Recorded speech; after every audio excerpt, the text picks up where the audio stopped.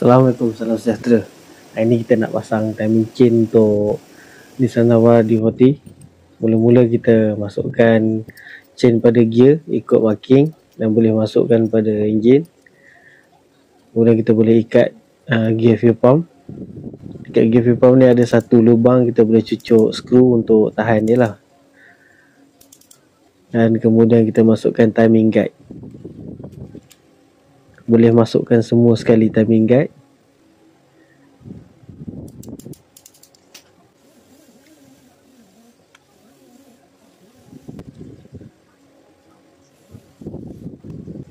Dan last sekali tensioner.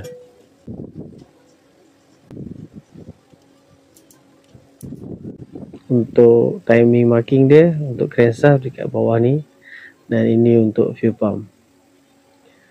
Dan untuk timing gear bahagian atas, kita boleh pasang timing guide dulu. Dan chain dia boleh masuk ikut marking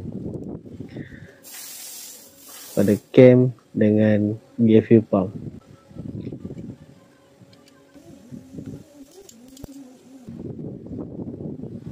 Dan last sekali tensioner.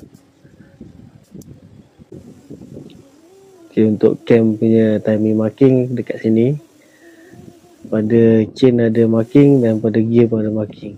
Dan last sekali ini marking untuk balance shaft. Untuk Navara dia ada balance shaft, tapi Frontier tak ada